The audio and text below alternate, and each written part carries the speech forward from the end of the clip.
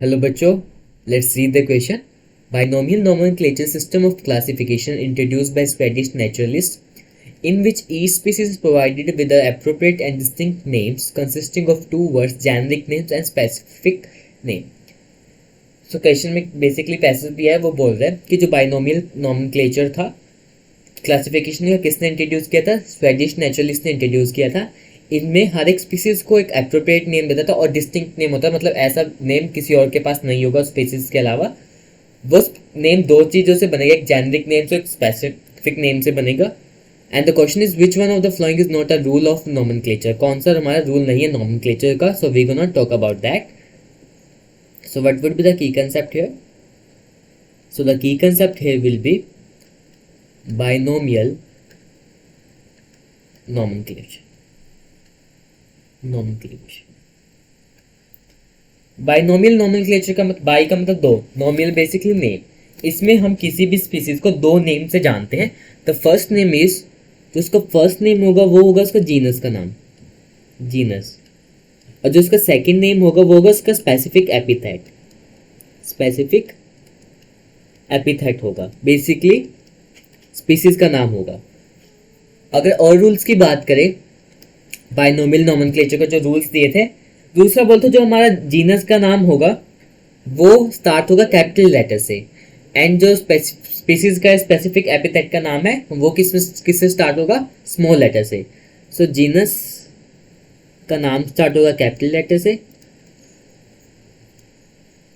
Virus species का नाम start होगा किससे?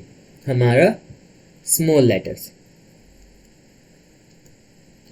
जो हमारे बायोलॉजिकल नेम या बाइनोमियल नेम्स होते हैं वो जनरली होते हैं लैटिन में, बट जब लिखते हैं then they are in the italics. So please keep in mind that they are generally in Latin and written in italics. हम इटैलिक्स में लिखते हैं. साथ में अगर हमें किसी ऑथराइजेशन देनी हो, किसी ऑथर का नाम डालना हो किसी स्पीसीज में, तो क्या करेंगे? तो सबसे पहले उसका जीनस का नाम लिखेंगे, फिर उसका नाम हम लिखेंगे स्पीसीज का. जब ऑथराइजेशन आएगा तो सबसे पहले लिखा जाएगा आफ्टर स्पीसीज लिखा जाएगा, आफ्टर स्पीसीज लिखा जाएगा.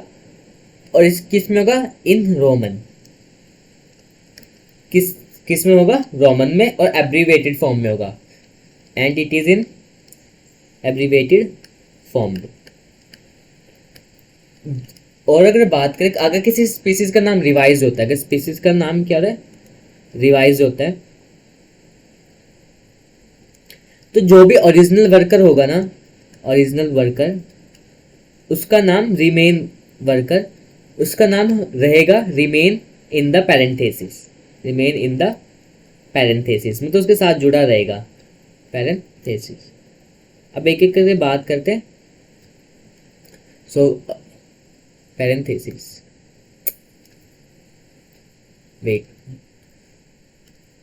now we're going to talk about the option like which one is correct and which one is wrong. So the first statement is stating that species names is taken from the Latin language. ये बिल्कुल सही है, Latin language से लिए गए और लिखते italics में है. The scientific names is printed in italics, से बिल्कुल सही है कि किस में होते हैं? इटैलिक्स में. The name of author is kept in a Latin script, बिल्कुल गलत है, रोमन में लिखे जाते हैं. The name of the author is kept in a Roman, we have just discuss about that. And the saying when species revise the name of original work is written in the parenthesis, ये भी बिल्कुल सही है कि जब भी कोई भी स्पीसीज रिवाइज होगी तो उसका नेम, ओरिजिनल वर्कर का नाम रिटेन रहेगा हमेशा. सो क्वेश्चन में पूछा which one is the like incorrect statement, तो इनकरेक्ट कौन सी होगी? नॉट अ रूल, तो हमारे C, the author is name, the name of author is kept in a Latin script, so this would be the wrong statement here. So the answer is C. So hope you understood that. Best of luck.